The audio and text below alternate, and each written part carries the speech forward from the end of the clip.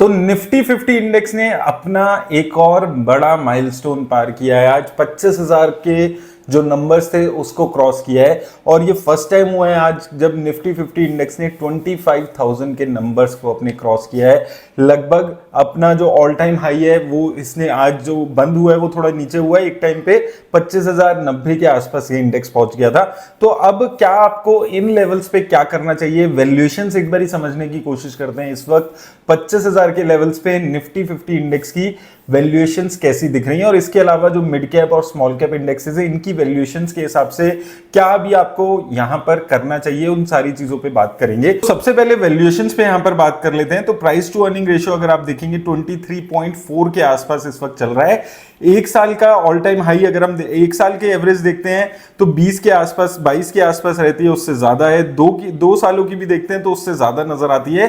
3 साल पहले बहुत ज्यादा ओवर प्राइस्ड हो चुका था, निफ्टी 25 की एवरेज थी उससे नीचे नजर आती है। लेकिन ओवरऑल अगर आप देखेंगे 10 सालों का चार्ट अगर आप देखेंगे कि निफ्टी 50 इंडेक्स जो ऑन एन एवरेज यहां पर 2011 से देखते हैं, 2011 से लेके लगभग 2014 तक 17-18 की रेंज में चल रहा था। उसके बाद 23 तक गया था, 23.65 पहुंचा था, लेकिन उसके बाद गिरावट आई, फिर 20 के आसपास आ गया, फिर उछाल आया तो 23 के आसपास इसका प्राइस टू अर्निंग पहुंचा। उसके बाद फिर 23.9 के आसपास से गिरावट यहां पर देखने को मिली और 21 के आसपास आया। और उसके बाद 2017 से लेके आप देखेंगे लगभग 2019 तक ये 27-28 के लेवल्स तक निफ्टी 50 इंडेक्स चलता रहा। उसके बाद गिरावट आई थी तो 18 पे आ गया था, देन 40 के आसपास चला गया था। और उसके बाद से अगर आप देखेंगे 2020 के ऑनवर्ड्स देखेंगे तो ऑन एन एवरेज 20 के आसपास निफ्टी 50 इंडेक्स यहां पर रहा है, जिसके ऊपर जाता है। और उसके बाद 23 की जो वैल्यूएशन है उसके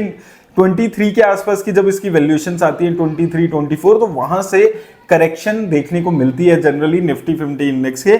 अगर आप ये पिछले 2-3 सालों के रिकॉर्ड्स यहां पर देखेंगे 23 से करेक्शन आने लगती है और 20 के आसपास तक प्राइस टू अर्निंग यहां पर आती है।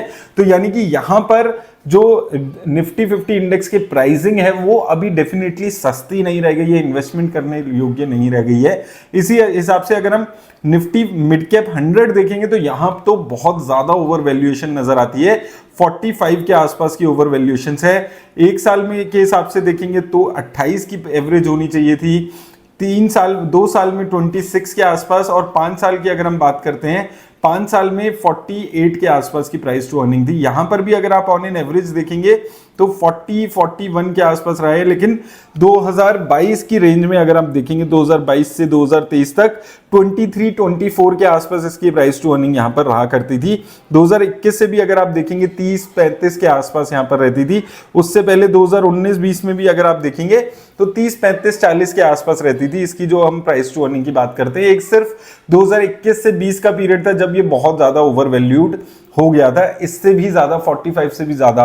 तो यानी कि मिड कैप 100 इंडेक्स भी अभी काफी ज्यादा ओवर वैल्यूड हो चुका है। और वहीं अगर हम स्मॉल कैप इंडेक्स की बात करें 30 के आसपास की प्राइस टू अर्निंग है, एक साल में 62% के आसपास की रिटर्न है। इसकी प्राइस टू अर्निंग पे भी अगर आप देखेंगे तो यहां पर भी आप देखेंगे लगातार प्राइस टू अर्निंग इसकी पिछले एक साल में 22 से बढ़कर 30 के आसपास हो गई है। तो ऐसा नहीं है कि शेयर्स के प्राइसेस में बहुत ज्यादा यहां पर शेयर के जो रिजल्ट्स हैं वो बहुत ज्यादा अच्छे आ रहे हैं, धीरे धीरे जो हमारे इंडेक्सेस हैं वो ओवर वैल्यूड हो रहे हैं। तो अभी आपको क्या करना है, अगर आप म्यूचुअल फंड में इन्वेस्ट करते हैं, लॉन्ग टर्म के लिए इन्वेस्ट करते हैं, कुछ भी नहीं करना है, सिर्फ अपनी लाइफ को एंजॉय करना है जैसे आप कर रहे हैं। एसआईपी चलने दीजिए, मार्केट नीचे जाती है ऊपर जाती है आपको कोई फर्क नहीं पड़ना चाहिए, लॉन्ग टर्म के लिए इन्वेस्ट कर रहे हैं। अब ये स्पेसिफिकली मैं क्यों बोल रहा हूं, क्योंकि आजकल बहुत सारे लोग लॉन्ग टर्म इन्वेस्टर्स को भी ये बोल रहे हैं कि अपनी प्रॉफिट बुकिंग कर लीजिए, बहुत ऊपर है। देखिए आपको कुछ नहीं करना है, आपने म्यूचुअल फंड्स में एसआईपी में इसीलिए इन्वेस्ट किया था क्योंकि आप इन सब चक्करों में नहीं पड़ना चाहते थे।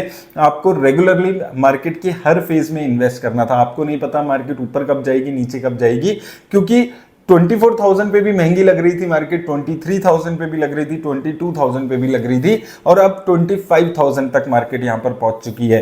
तो इसलिए आपको एज ए इन्वेस्टर अगर आप एसआईपी के थ्रू लॉन्ग टर्म में इन्वेस्ट कर रहे हैं आपको कुछ भी नहीं करना है। जो एसआईपी चल रही है वो चलने दीजिए। नई एसआईपी शुरू करानी है तो सोचने की बात नहीं है, नई एसआईपी भी शुरू करा सकते हैं लॉन्ग टर्म के लिए अगर आप करा रहे हैं। स्टॉक्स में पर्टिकुलरली इन्वेस्ट कर रहे हैं तो थोड़ा सा ये वो पीरियड है जब आपको कुछ नहीं करना, जो पैसा लगा हुआ है वो अगर ग्रो कर रहा है तो उसे ग्रो करते हुए देखिए, लेकिन फर्दर नई इन्वेस्टमेंट करने के बारे में थोड़ा सा अभी जो रिस्क रिकॉर्ड है वो खराब होती हुई नजर आ रही है, क्योंकि अभी थोड़ा सा मार्केट ओवर एवैल्यूड हो रही है। अब यहां से कहां रुकेगी जाकर, कब कंसोलिडेशन आने लगेगा मार्केट में, वो चीज बहुत ज्यादा डिपेंड करती है कि आपको फ्यूचर में अभी पैसा लगाना चाहिए या नहीं लगाना चाहिए। तो इसलिए मेरे से भी लोग पूछते हैं कि अभी क्या कर रहे हो आप, तो मैं भी पिछले 1-2 महीने से कोई भी नई इन्वेस्टमेंट नहीं कर रहा हूं। मई जून में मैंने कुछ शेयर्स खरीदे थे, मैंने डिस्कस किया था, शक्ति पंप, IIFL सिक्योरिटीज, इस टाइप के कुछ शेयर्स मैंने वहां पर परचेज किए थे, वो मैंने डिस्कस किए थे। उसके बाद से अभी मैंने फ्रेश बाइंग कुछ भी नहीं की है। मैं सिर्फ जो म्यूचुअल फंड्स की SIP है उसके थ्रू इस वक्त मार्केट में अपनी इन्वेस्टमेंट कर रहा हूं, और मुझे लगता है कि अभी 1-2 महीने वो जो पैसा लगाया हो ऑलरेडी उसमें अच्छी रिटर्न्स देख रहा हूं मैं। ना मैं कोई स्टॉक बेच रहा हूं, ना कोई नया स्टॉक इस वक्त खरीद रहा हूं। ये मेरा पर्सनल अभी डिसीजन यहां पर चल रहा है, और मैं आपको भी यही चीज बोलूंगा कि मार्केट ऑल टाइम हाई 25,000 के आसपास है। स्टॉक्स में अगर पर्टिकुलर खरीद रहे हैं तो वो स्टॉक्स पे फोकस करिए जहां पर रिटर्न्स नहीं आई है। केमिकल, IT, इन सेक्टर्स में हमने बात की थी, यहां पर अच्छी रिटर्न्स अभी देखने को मिल रही है, तो इन सेक्टर्स पे आप फोकस कर सकते हैं। लेकिन डिफेंस, इंफ्रा, गवर्नमेंट के सेक्टर्स यहां पर बहुत ज्यादा ओवर वैल्यूएशन हो चुकी है, यहां से थोड़ा सा बच के रहिएगा अगर आप इन्वेस्ट कर रहे हैं तो। लेकिन मेरे सारे व्यूज जो है वो पर्सनल व्यूज है, किसी भी स्टॉक में इन्वेस्टमेंट की राय वीडियो नहीं देती है। मेरी तरफ से बस इतना ही, धन्यवाद।